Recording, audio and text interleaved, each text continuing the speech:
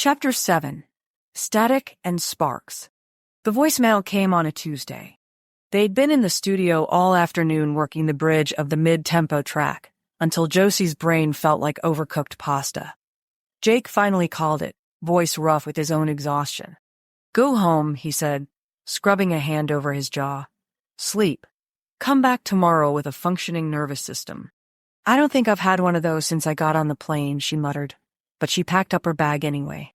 Outside, the sky was a dull smear of gray. LA did gloom differently than Alabama. Less dramatic, more like someone had thrown a filter over everything. She walked back to her building with her headphones in, his rough mix in her ears, her own voice following her down the street. By the time she kicked her sneakers off inside her apartment, her body was one big ache. She dropped her bag by the couch, flopped onto the cushions, and stared at the ceiling.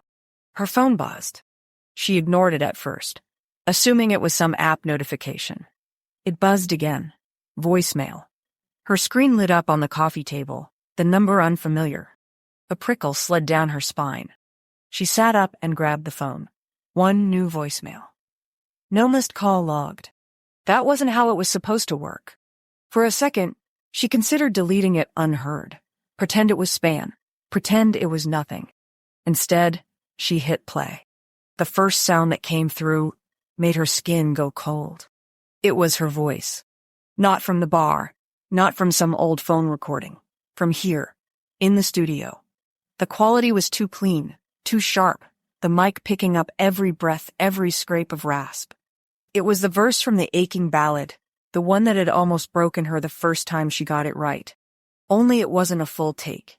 It cut off halfway through a line, like whoever had copied it hadn't bothered to be precise. Her heart slammed against her ribs. Underneath the track, faint but unmistakable, she could hear something else, a low murmur, a rustle, the sound of a door opening. Studio sounds.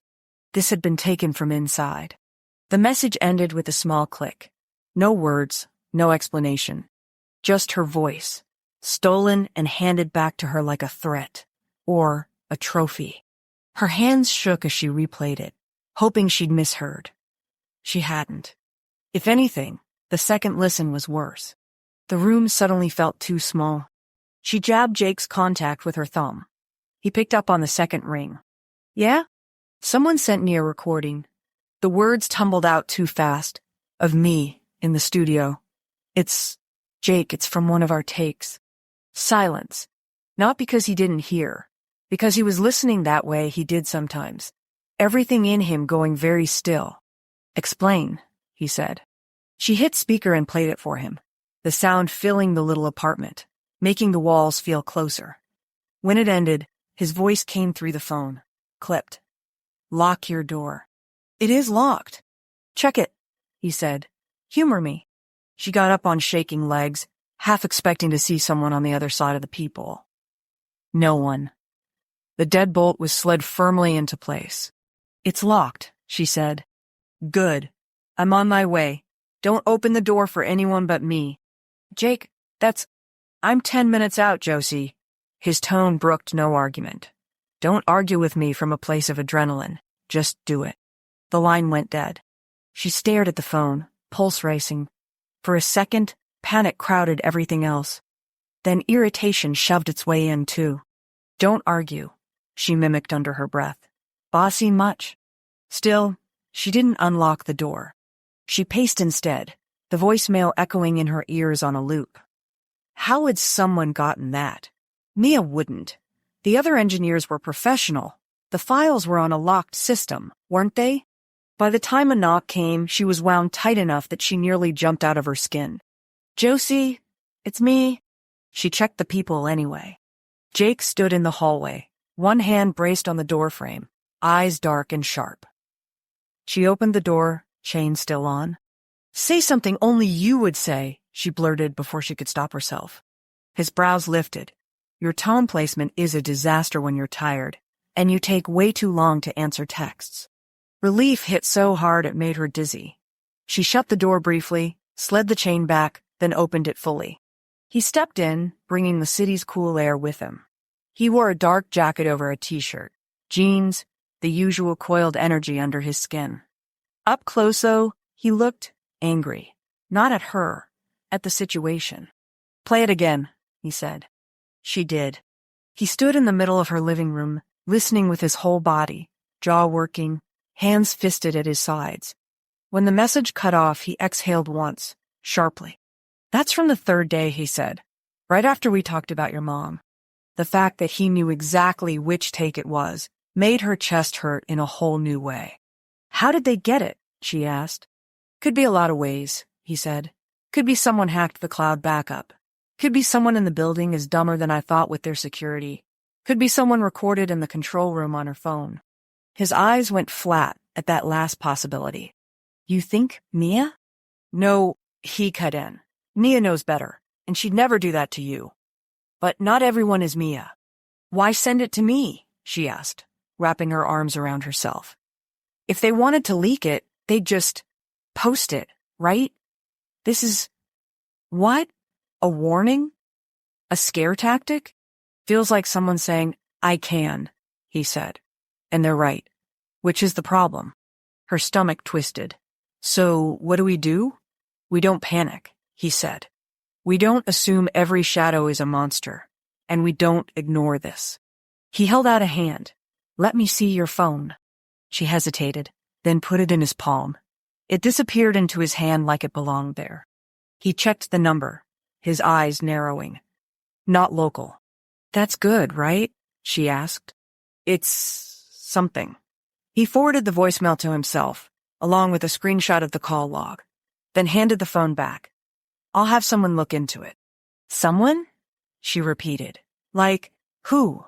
"People whose job it is to make problems go away before lawyers have to get involved," he said.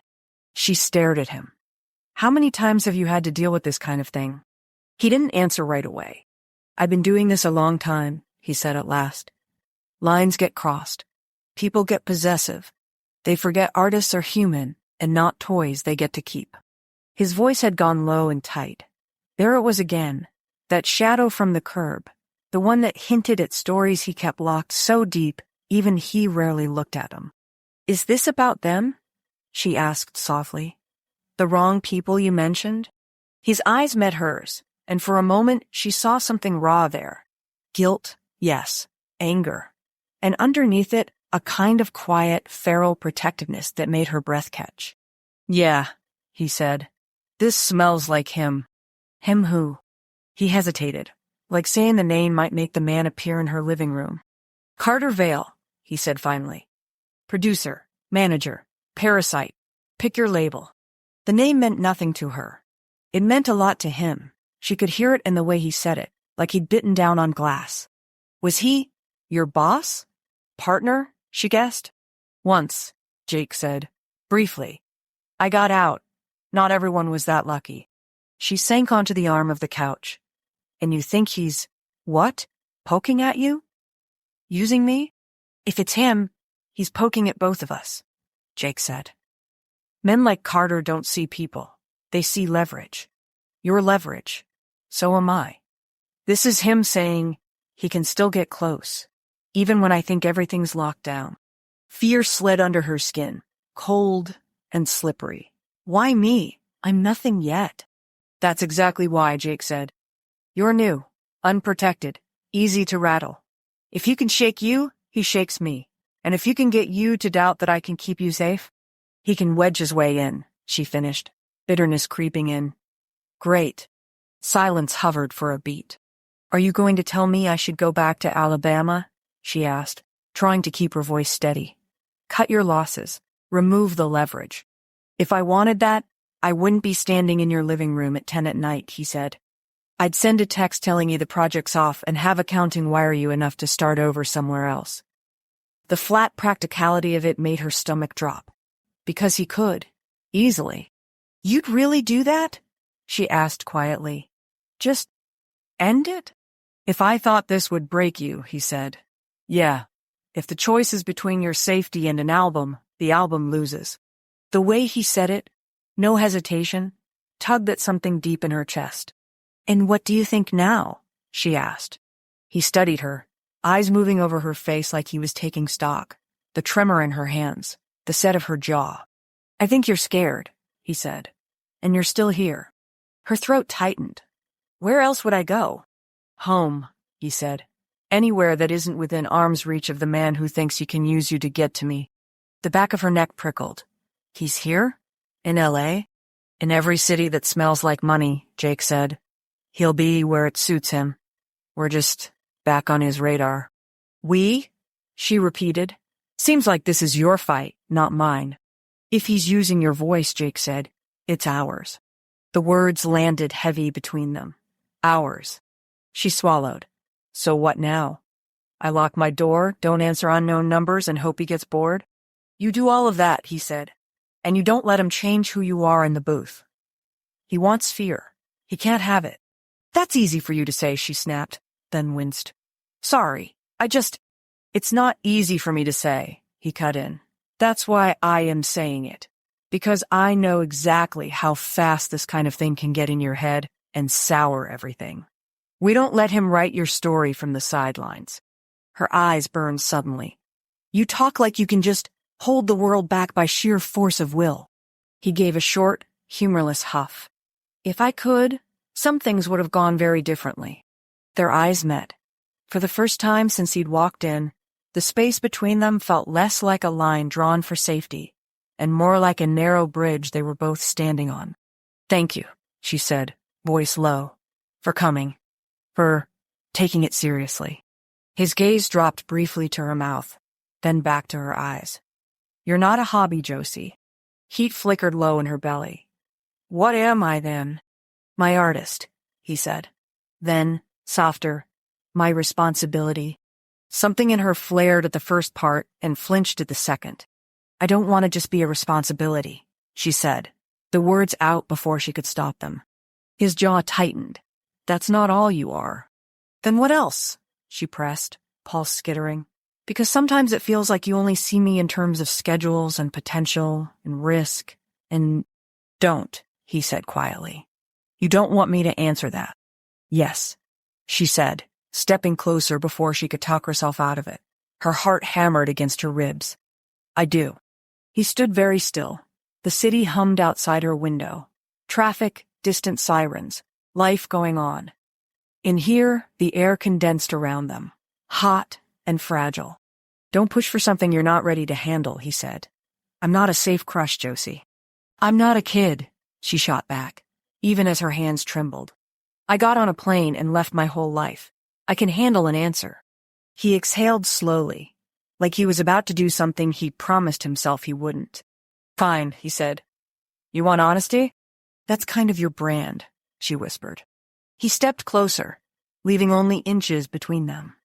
Up close, she could see the faint stubble along his jaw, the tension in the muscles of his neck, the way his eyes had gone almost black. "Some nights," he said, voice low and rough, "I lie awake listening to your rough mixes and wonder what the hell I was thinking bringing you here. Because every time you walk into the studio, it gets harder to pretend this is just work." Her breath caught. "And every time I see you crawl out of that booth wrecked and still ready to go again," he went on, "I want things that don't belong in a producer's job description." Heat flooded her, sharp and electric. Her knees felt weak. "Jake, that's what you are," he said. "Not just a responsibility, a temptation, a risk, a line I know better than to cross." They stood there, the word line crackling between them. "What if I'm okay with crossed lines?" she asked, voice barely a whisper. He closed his eyes briefly, like the words physically hurt. "Of course you think you are," he said. "You're young, you're talented. You're standing in a city that promises you everything if you just want it badly enough. You don't see how fast this can twist.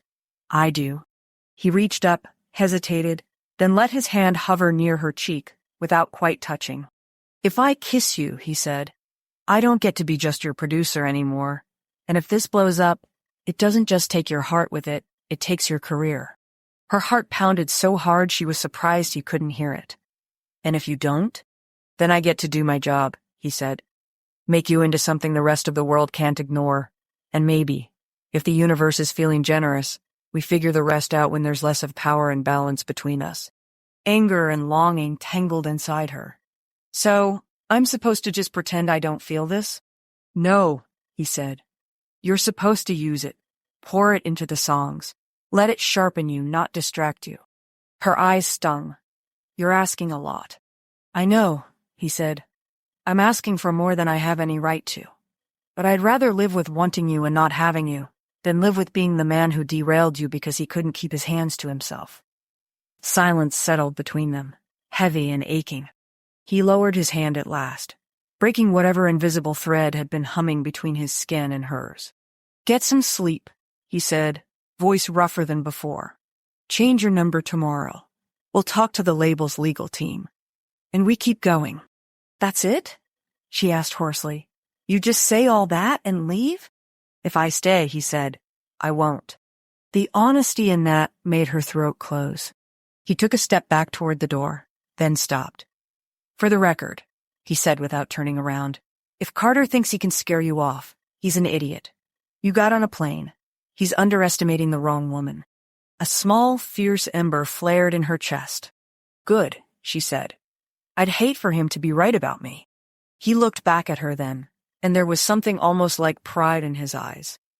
Lock the door behind me. I will. He left. The door clicked shut, leaving her alone with the echo of her own voice and that stolen recording and the echo of his confession. She turned the deadbolt. Then she pressed her forehead against the cool wood and let herself feel the full weight of everything she'd signed up for. Music and risk, static and sparks, lines she wasn't sure she wanted to keep respecting. Maybe he was right. Maybe it would be smarter to focus on the songs. So she did what she always did when the world felt like too much. She played the voicemail one last time, turned the volume all the way down, and sang along into the silence, just to remind herself that the voice was still hers. Chapter 8. Shadows at the Edge.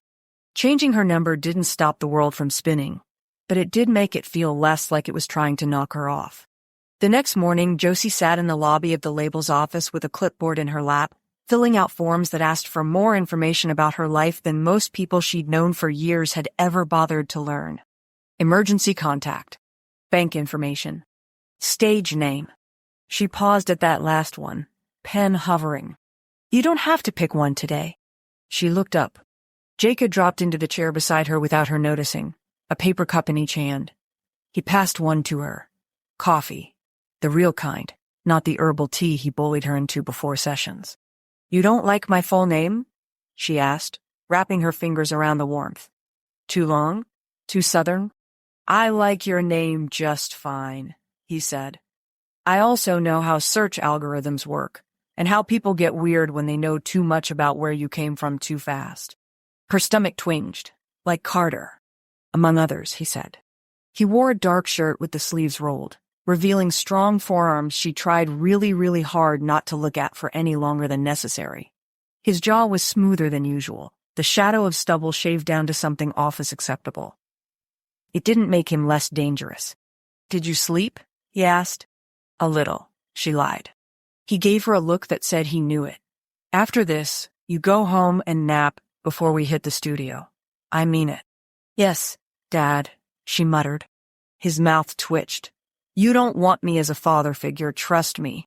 Her cheeks warmed as images she had no business letting cross her mind flashed up, unbidden. Noted. The conference room door opened. A man in a navy suit with a haircut that probably cost more than her monthly rent smiled at them. Jake. Good to see you. His gaze flicked to Josie, assessing in a way that felt clinical but not creepy. And this must be our mystery voice. Josie Blake, Jake said. This is Mark Connors, legal and business affairs. Mark is the guy you call when something feels off, he added. More the her than to Mark. Or when someone steps on your rights. Good to know, she said, trying to unclench her jaw. They move into the room. Glass walls, long table, a view of downtown that made the city look like a toy set. Josie sat straighter than usual, hands folded in front of her to hide the slight tremor. Mark listened to the voicemail twice, his expression flattening more with each pass. When did this start? He asked. She told him about the calls, the timing, the silence on the line, how last night she'd gotten her own voice handed back to her like a threat. And you think it's Carter? Mark asked, looking at Jake. I think it smells like him, Jake said. The timing, the method, the lack of an obvious angle beyond I can still get in the room. Mark nodded slowly. We can trace the number, see what carrier it's coming through. It might be a burner. It usually is. But sometimes people get sloppy. What happens if it is him? Josie asked. Best case, Mark said. We scare him off early with a nasty gram and a reminder that we know how to make his life inconvenient if he doesn't keep his distance. Worst case? She pushed, because pretending there wasn't one didn't help. Worst case, we escalate, Mark said. Restraining orders, interference claims, whatever fits. But we only pull those levers when we need to. For now, we document everything. You save every message, every weird call. You don't engage. You're not alone in this, Jake said quietly. You're under our umbrella now. Umbrella sounded more clinical than what she'd felt last night when he stood in her living room, jaw tight and eyes dark, saying he'd walk away from the album if that was what it took to keep her safe. But the meaning was the same. Okay, she said. Her voice didn't shake as much as she thought it would. Mark slid a card across the table to her. My email and direct line. Anything strange happens, you call me and Jake. Both. No, I didn't want to bother anyone. This is our job. She tucked it carefully into her bag beside Jake's card, the one from the bar that started all of this. 2 cards, 2 versions of her life. Now, Mark said, glancing between them, since I've got you both in one place, let me be the boring adult and say the thing I say to every rising artist and their producer. Josie's shoulders stiffened before she could stop herself. There's a power imbalance here, Mark said, not unkindly. Jake knows I'm going to say this. He's the one who insisted we bake it into policy a few years back. She looked at Jake sharply. His expression revealed nothing, but his jaw ticked once. Artists get attached. Producers spend a lot of late nights in close quarters with people who are vulnerable and exhausted and grateful, Mark went on. Feelings happen. Lines blur.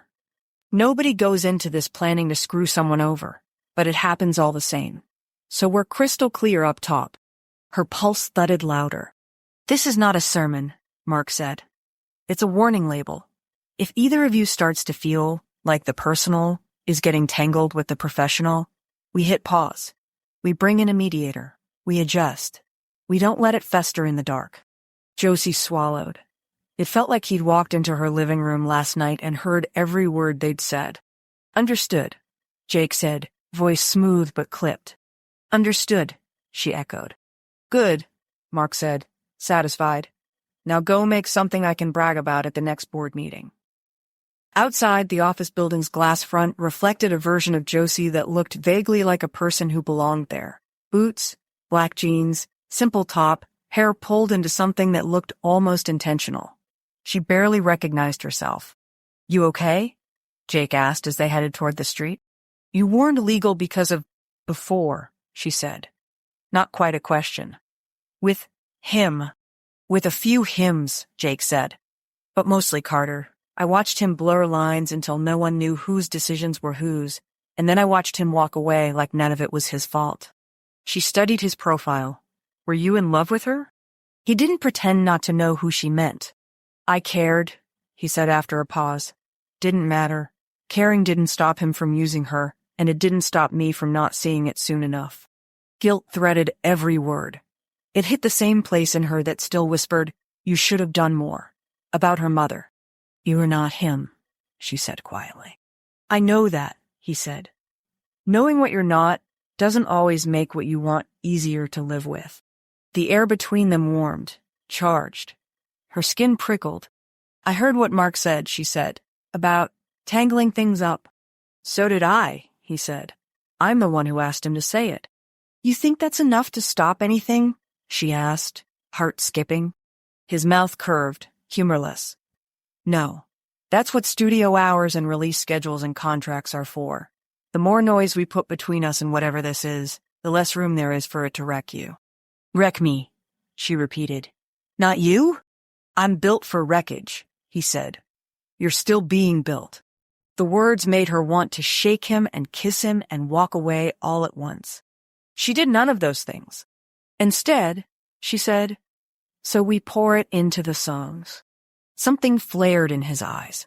Exactly. Sessions after the meeting felt different. Not because of Carter, though the awareness of him curled at the edges of everything like smoke. Because of what had been said in her apartment and what had been very specifically not allowed in the conference room. The tension between her and Jake stopped pretending it was one-sided. It became a third presence in the studio. Quieter than Mia's chatter, louder than the hum of the gear. Always there. He didn't touch her more than usual. He didn't flirt. He didn't soften his standards. If anything, he went harder. But sometimes, she'd catch him watching her through the glass with an intensity that had nothing to do with notes. Sometimes he'd stand too close at the console while they listened back, the heat of his body brushing her arm when he leaned over to adjust a fader. One night, halfway through a playback, the power of it nearly knocked her sideways. They were alone in the control room. Mia had left hours ago. The city had gone dark outside the high, narrow window, leaving only their reflection in the glass. Him standing tall over the board, her perched on the edge of the couch, knees apart, elbows on her thighs. Listen to how you drop on this word, he said, finger tapping a specific part of the waveform. Right there. You're scared of it, don't be. It feels too vulnerable, she admitted. That's where the good stuff lives, he said. He hit play again and stepped back automatically, letting the track roll. Her voice filled the room. The line in question came around. If I burn for this, don't put me out. On the recording, her delivery was careful, almost apologetic. See? He asked, turning hands spread. You're apologizing. That's not the line of someone who's already decided. That's someone asking permission to want what she wants. And you want me not to ask, she said. I want you to own it, he said. His gaze locked with hers. In there, you don't ask anyone for permission. Not for how loud you are, not for how much you feel, not for how much you want. The words hit hard, landing in places that weren't strictly musical. And out here? She asked before she could stop herself. Silence. He took a step closer, then another, until he was right in front of her. She had to tilt her head back to keep eye contact. Out here, he said softly, I ask you. Heat bloomed low in her belly. Ask me what? How far I can push, he said. How much of your truth you can live with. What lines you don't want me to cross. That's the only way any of this works. His hand lifted, fingers brushing a loose piece of hair back from her face. The touch was gentle, almost careful, but it sent a shock through her all the same. Tell me to back off, he murmured. I will. She should. She knew that. Mark's warning still echoed in her ears. The voicemail with her stolen voice still sat in her phone. Carter was out there somewhere, watching, waiting for a crack. She should push Jake away, guard herself, put distance where the world expected it. Instead, she found herself whispering, What if I don't want you to? His breath stuttered. Just a fraction, but she felt it. His thumb grazed the curve of her jaw, the contact light enough that she could pretend it was accidental if she needed to. This is exactly what we were warned about, he said. I know, she said. Say it anyway. He closed his eyes, just for a second. When you're in that booth, he said, and you open your mouth, it's like watching someone walk into fire on purpose. Terrifying, and I can't look away. I don't just want to capture that. I want to keep it, protect it, possess it, if I'm being really selfish. The word possess sent a shiver through her, dark and bright at once. Her hand moved before she could talk herself out of it, fingers curling around his wrist where it brushed her cheek. His pulse throbbed under her touch, faster than she expected. I don't want to be owned, she said, voice steady in a way she didn't feel. I did that already, with bills, with grief, with expectations that weren't mine. I won't do it again, not even for you. Something sharp flickered through his expression. Respect, maybe something like relief. Good, he said. I don't want something I can own. He leaned closer, shadow falling over her. His mouth was inches from hers now, his breath warm on her lips. I want, he said, something that can walk beside me and burn just as bright. Her heart climbed into her throat. She could feel the choice hovering between them, hot and fragile. Lean in and let this tip over into something that would change everything, or pull back and keep the line where it was, humming and unbearable. The track ended. Silence rushed in. They stayed exactly where they were, caught. Then her phone buzzed on the couch beside her. The sound snapped the moment like a string. Jake jerked back a fraction, jaw tightening. The muscle near his temple jumped once. "You should check that," he said, voice rougher. She fumbled for the phone, pulse pounding. One new text. Unknown number. Her stomach lurched. She flipped it over. The message preview glared up at her. "Nice take. He always did like them broken." See. Ice poured down her spine. Her fingers went numb for a second. She forced them to move, opening the message fully. The text was short. No attached files. No threat spelled out. Just implication. Just a man inserting himself into a moment he had no right to. Jake saw her face drain of color and froze. "What is it?" he asked. She handed him the phone with shaking fingers. He read the message. His expression didn't change much. No dramatic flare of anger. No shouted curse. But something in him went dark and still in a way that scared her more than yelling would have. He locked the screen and set the phone gently on the console, like it was something contaminated. "Okay," he said, voice low and controlled. "That's enough." She swallowed. "Enough what?" "Enough letting him sit in the shadows and take shots," he said. "He wants attention. He's about to get it from people who know exactly where to hit back." "You said not to engage," she reminded him, hating how small her voice sounded. "I said you don't engage," he corrected. "I'm not done with him yet." Fear and relief tangled in her chest. "Take?" He turned back to her, and the look in his eyes wasn't distant or distracted anymore. It was blazing. "He doesn't get this," Jake said. "He doesn't get to be in this room, in this story. Not between us, not between you and your music. I let him haunt too many things before. I'm not letting him haunt you." There was nothing romantic in his tone now. It was something more primal, protective, dangerous. Her heart pounded. "What are you going to do?" "Call Mark," he said. "Call a few people who owe me favors. Make sure every move Carter makes from here on out is under a microscope." "And in the meantime?" she asked. "In the meantime," he said, stepping back just enough to give her space without leaving. "We do the only thing that makes any of this worth it." He nodded toward the booth. "You go in there," he said. "You sing that line like you own every fire it hints at. Not for him. Not even for me. For you." The temptation that had been humming between them a minute ago still lingered, hot and unresolved. But standing in its shadow was something else now, a choice about who got to write her story. She looked at the phone, at the ugly little message from a man who'd never heard her sing in person, who only knew her as leverage. Then she looked at Jake, at the man who dragged her kicking and screaming into her own potential, and was now drawing lines in blood on her behalf. "Okay," she said, voice steadier. "But when this is over?" He lifted a brow. "When what's over?" "When I'm not the new girl anymore," she said, heart racing. "When I've got my own weight in this world, and you're not the only thing holding the door open." We revisit the line. Heat flickered in his eyes. "You planning on holding me to that?" "Yes," she said. "You said no do-overs on first impressions. I'm holding you to this one." His mouth curved, just a little. "Fair enough." He stepped back, giving her a clear path to the booth.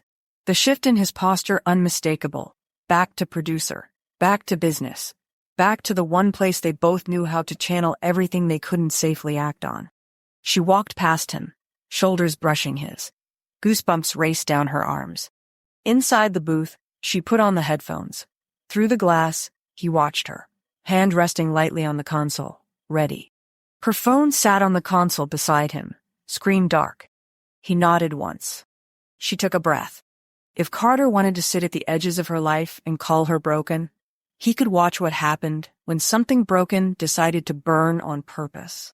From the bridge, Jake said through the talkback. His voice was steady. Underneath, she heard everything else. "Don't apologize." "I won't," she said. And for the first time since the voicemail, since the unknown calls, since the text that slid like oil under her skin, she believed herself. The track rolled. She opened her mouth, and this time, the line didn't sound like a question. It sounded like a promise. Chapter 9, Clean Break. The call came 3 days later, right in the middle of a take. Josie was halfway through the second chorus when Jake cut the track. The sudden silence in her headphones made her stomach drop. "What did I do?" she asked, heart jumping. "Was it that bad?" "Hold," he said. "Come out." His voice had a strange edge. Tight, but not the usual you missed the note kind. She stepped out of the booth, pulse climbing. Mark Connor stood in the control room, suit jacket off, sleeves rolled to his forearms. He looked out of place among the cables and coffee cups, like someone had dropped a boardroom into the middle of a recording session. "You're supposed to be a weekday problem," Josie blurted, because her brain liked to throw sarcasm at fear. "Turns out harassment doesn't respect office hours," Mark said. "Sit, please." Her knees obeyed before her brain could argue. She dropped onto the couch. Jake remained standing, arms crossed, a wall at her side.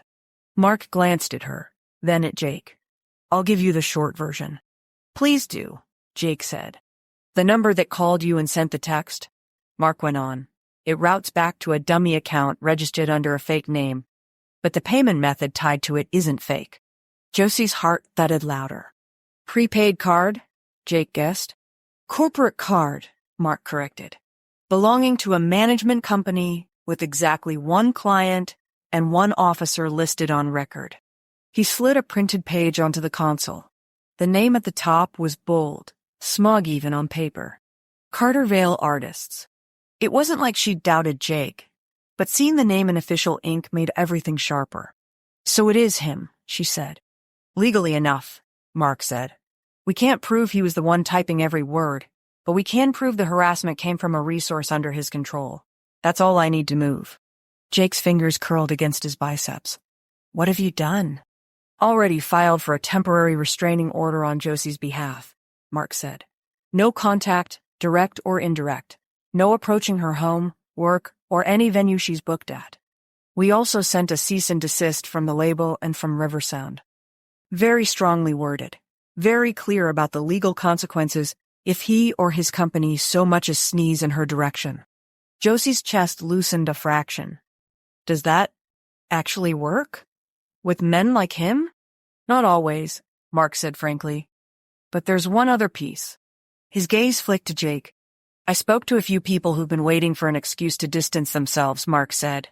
"Once we shared what we had, Carter's client list, which was already thin, got even thinner. The one big artist still with him asked to be released this morning." Jake's jaw flexed. Just once. "She did?" "She did," Mark said. "You're not the only one who's been trying to pull her out of his gravity. You just couldn't do it without making things worse back then." "Wait," Josie cut in. "She? This is the same—" "The artist I told you about," Jake said quietly. "Yeah." A strange mix of relief and guilt twined in his voice, like the past was shifting under his feet. "So, what does that mean for me?" Josie asked. "For us? It means as of right now, Carter has been formally put on notice," Mark said. "He goes near you, he risks his career and his license in a very public way. We've looped in security at the building, your landlord, and local law enforcement. You're on the equivalent of a do not approach list." She exhaled slowly. "So, the calls? The texts?" "He'd be an idiot to keep going," Mark said. "And for all his many flaws, Carter likes his money too much to risk losing it over a petty power play." "And if he is that stupid?" she asked. "Then we nail him to the wall," Mark said calmly. "You won't be alone in it, but my professional opinion, he'll slither off and look for easier targets. You're officially not worth the trouble anymore." It should have felt insulting. Instead, it felt like freedom. Her shoulders sagged. She hadn't realized how tight she'd been holding them. "What do I do?" she asked, voice small. "Exactly what you've been doing," Mark said. "You keep your door locked, keep your eyes open, but you don't let this shape your life or your music. Let us handle him. He looked between them, business mode slipping back into place. You two keep everything on the record. We keep everything off it, tied up. Deal? Deal, Jake said immediately. Josie nodded. Deal. Good. Mark clapped his hands once, as if they'd just finished a meeting about quarterly goals and not the man who'd been sitting in the shadows of her life. I'll email you the paperwork copies. Call me if anything feels off. He left as efficiently as he'd arrived, the door swinging shut behind him. Silence settled in his wake. Josie stared at the printout of Carter's company name on the console. It looked small here, flimsy, less like a monster and more like what he really was. A man with a letterhead and a talent for intimidation. Hey, Jake said softly. Look at me, not him. She did.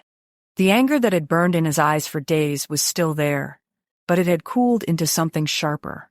Purpose, satisfaction, and underneath, the same steady concern that had driven him to her apartment in the middle of the night. Say it, he said. Say what? She asked. That he doesn't get to be the main character, he said. Not in your story. Emotion clogged her throat. He doesn't. Good, Jake said. Because that's done now. He's out. I'm done letting him haunt the corners. You sound sure? She whispered. I am, he said. I know what it looks like when he's still got his hooks in something. This isn't that. This is him losing. She believed him. For the first time since the voicemail, she felt like she could breathe without checking for shadows. They didn't go back to recording right away. For once, Jake didn't push. He closed the session, powered down the board, and told Mia they were calling it early, when she poked her head in with a question.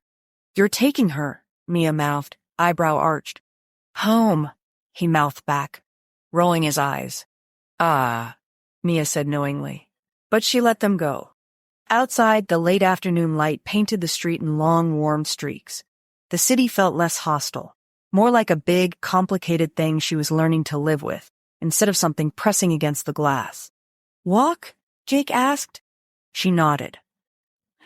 They moved side by side down the sidewalk, not touching, their strides falling into an easy, unconscious rhythm.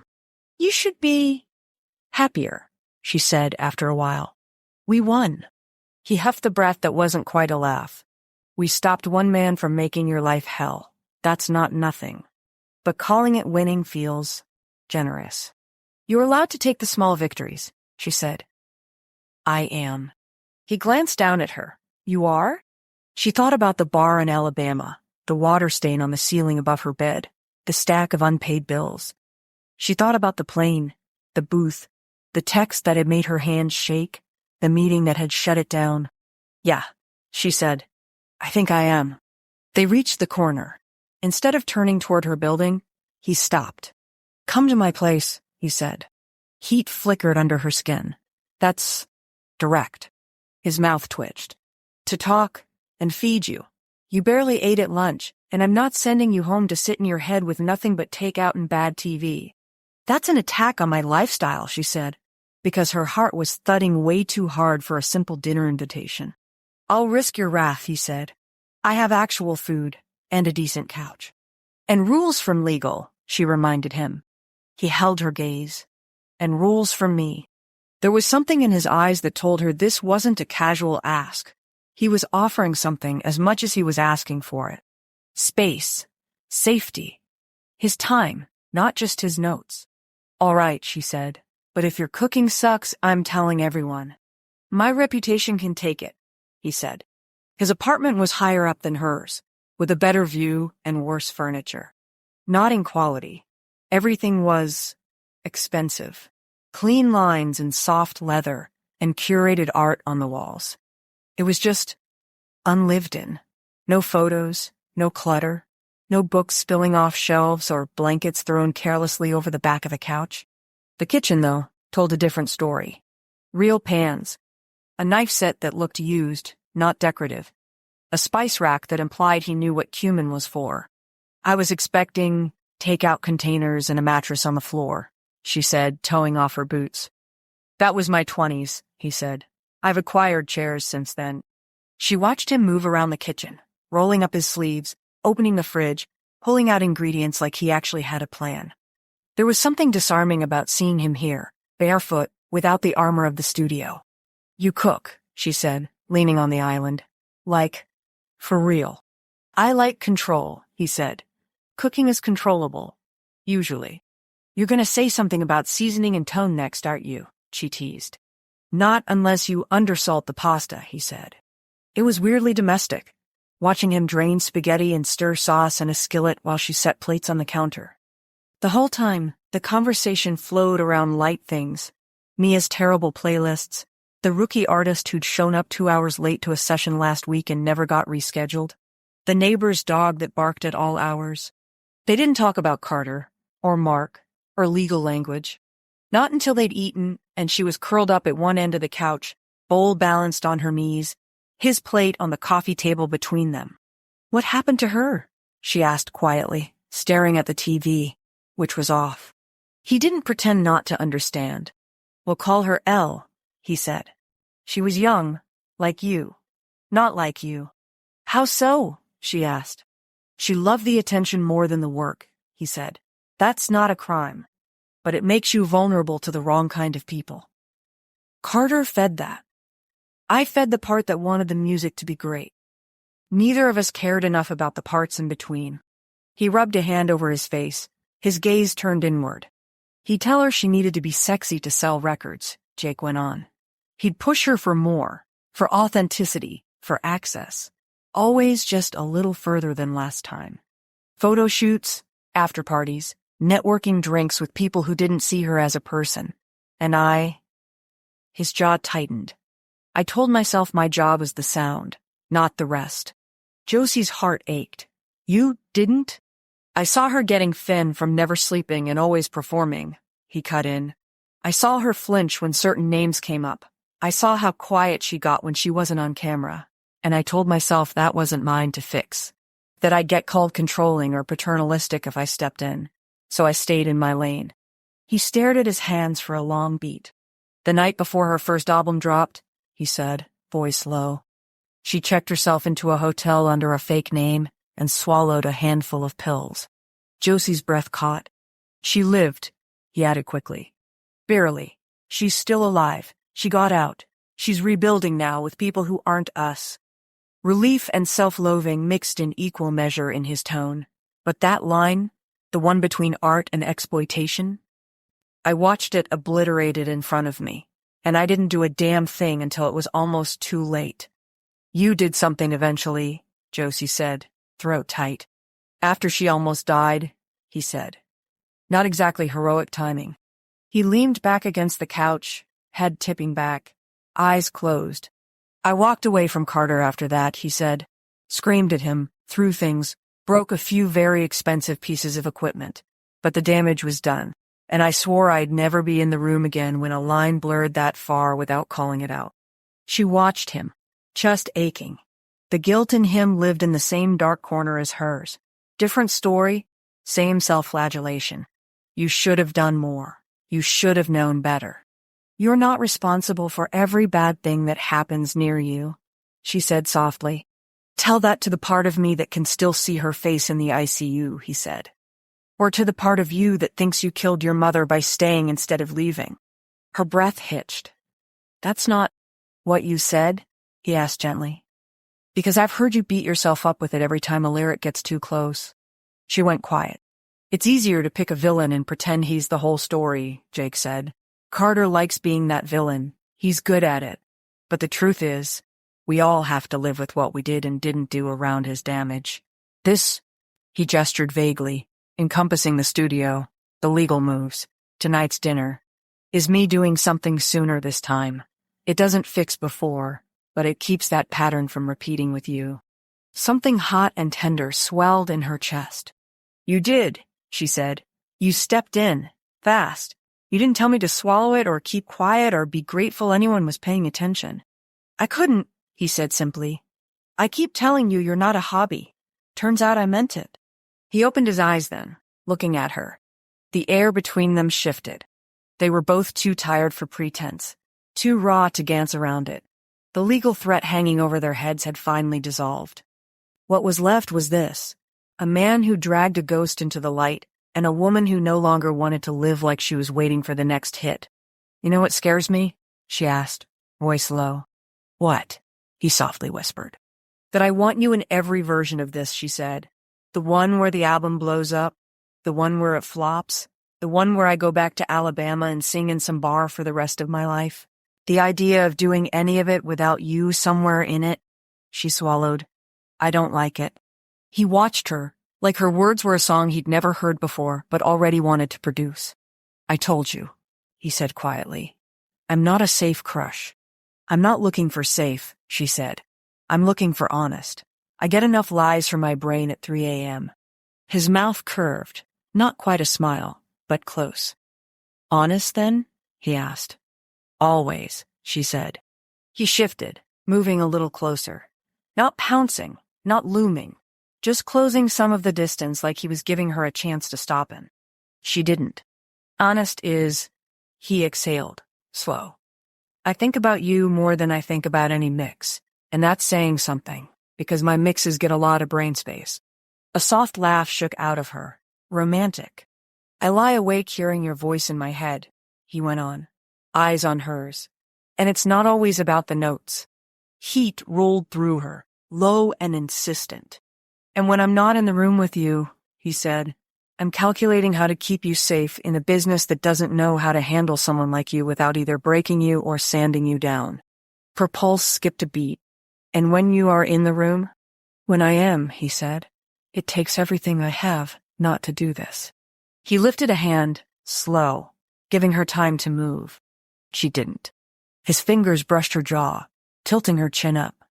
The touch was feather-light, but it hit like a jolt. She sucked in a breath. Last out, he murmured. What? She whispered, dazed. When this album drops, he said, thumb sweeping lightly along the curve of her cheek. When you've played your first shows, when no one can say your career exists because I pulled strings, that's when I get to stop pretending I don't want more than this. That's the deal I made with myself. And you always follow your own rules? She asked, breathless. Almost always, he said. He dipped his head, just a fraction, until his forehead rested against hers. The contact was so gentle it made her eyes sting. Tell me to back off, he whispered again, and I will, for as long as it takes. She could feel his breath on her lips, smell the faint hint of tomato and basil from dinner, the underlying clean scent that was just him. Her body ached, wanting to close the last inch, to find out what it felt like when all that coiled control finally snapped. I don't want you to back off, she whispered. I just don't want to be the thing you regret more than Carter. His hand tightened slightly, like her words hit somewhere deep. You won't be, he said. If we do this right, if we're patient, if we remember why we started this in the first place. The music, she said. The music, he agreed. And the girl in a bar who sang like the world had already taken too much and still refused to shut up. She laughed, a soft, shaky sound. His thumb traced one more slow line along her jaw. Then he pulled back, the space between them returning like a carefully closed door instead of a slammed one. Come here, he said, voice roughened. Just this. He opened his arm. She slid into his side, heart stuttering as his arm wrapped around her shoulders, pulling her in against his chest. It wasn't a kiss. It wasn't a declaration. It was an anchor. His heartbeat thumped under her ear, steady and strong. His fingers brushed lazy circles on her upper arm, soothing in a way that had nothing to do with music and everything to do with him being there. They stayed like that a long time, long enough for the city to fade into a low hum and her breath to sync with his, long enough for the adrenaline of the last week to finally bleed out of her system. At some point, her eyes drifted shut. His hand never stopped moving. Josie? He murmured after a while. Yeah? She mumbled against his shirt. You're allowed to feel safe now, he said quietly. He's gone. We did that. She smiled, the word recurling warm around her. Okay, she whispered. She wasn't naive. The industry would throw other storms at them. There would be bad reviews and blown notes and nights when stages felt too big or too small. There would be people who didn't get it, who saw only imbalance and not the thousand choices that led here. But Carter was out. The worst of that shadow had been cut away. And in its place was this: a man who dragged his guilt into the light with her, who'd chosen her safety over his pride, who held her now like she was something precious, not fragile. For the first time since she'd stepped onto a plane with everything she owned, Josie let herself believe that maybe, just maybe, she could have both. The music, and, when the time was right, the man who'd helped her find it. She fell asleep against him to the sound of his heartbeat and the quiet hum of a city she was slowly, surely starting to claim as her own. Stay tuned, the story continues. Come back for the next section and make sure you subscribe and click the notifications to be sure not to miss the next installments or any future stories. Thanks for listening, and I will see you for the rest of the story. Soon, I hope.